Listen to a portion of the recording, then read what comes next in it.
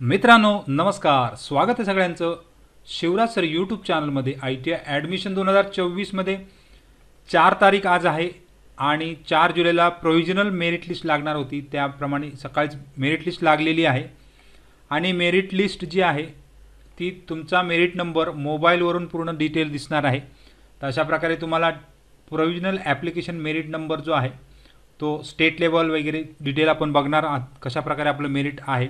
तर तुमचा merit number कसा पाहावा याची डिटेल बघणार आहोत आणि तुमच्या मेरिट किंवा तुमच्या इतर काही माहितीमध्ये काही बदल करायचा असल्यास तक्रार कुठे करायची याची सुद्धा डिटेल देणार आहे.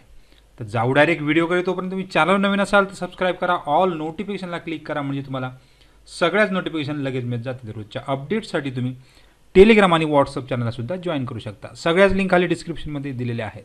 मित्रांनो, मोबाईल स्क्रीनवर अशा प्रकारे तुम्हाला तुमचा इंटरफेस दिसत असेल मोबाईलमध्ये.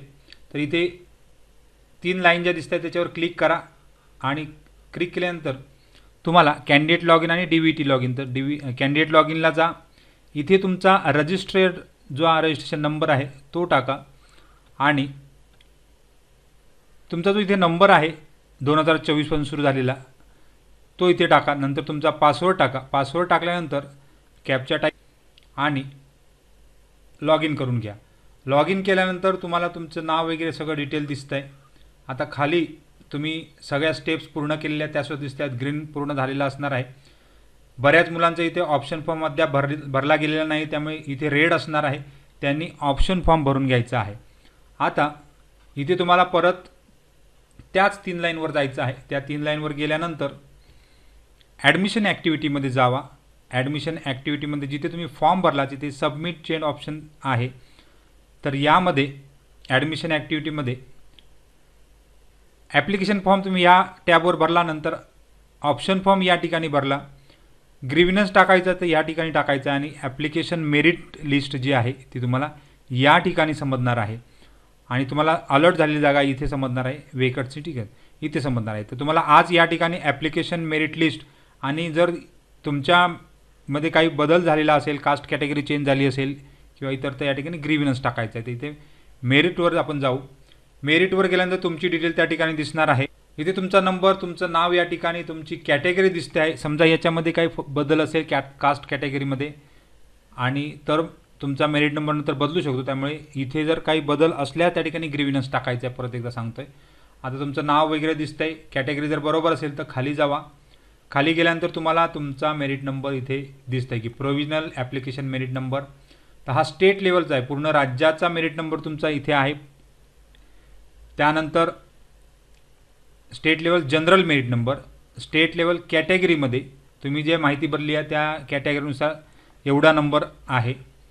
त्यानंतर जिल्ह्यामध्ये जनरल मेरिट नंबर तुमचा अशा प्रकारे आहे आणि सुरुवातीला तुम्हाला जिल्ह्यामधील कॅटेगरीमधल्या नुसार पहिली जागा जे मिळणार आहे ती या ठिकाणी मिळेल. तर इथे जेवढा कमी मेरिट नंबर असणार तेवढी तुमची जागांची सिक्युरिटी नीट असणार आहे. त्यामुळे आता तुम्ही ऑप्शन बदलू पण शकता. ऑप्शन बदलताना आता ही एक काळजी घ्या की तुमचा मेरिट नंबर जर खाली असेल तुम्हाला इथे चांगला ट्रेड 100% मिळणार आहे. फक्त मेरिट नंबर वर असेल तर तुम्ही साधारण जिल्ह्यातील जागा, आता डिस्ट्रिक्ट लेवल कॅटेगरी नंबर, तर कॅटेगरीमध्ये किती जागा असतात त्या ट्रेडमध्ये त्या जनरली वेबसाईटवर सुद्धा आहेत, त्याचबरोबर माहितीपत्रकात आहेत.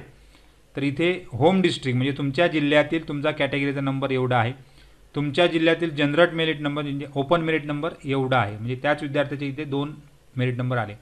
तर पहिलं सुरुवातीला तुम्हाला जिल्ह्यातील विद्यार्थ्यांचा विचार केला जातो, त्यामुळे या मेरिटचा विचार केला, नंतरच्या फेरीला या मेरिटचा विचार केला जाणार आहे. तर अशा प्रकारे मेरिट नंबर तुम्ही बघू शकता पुढे.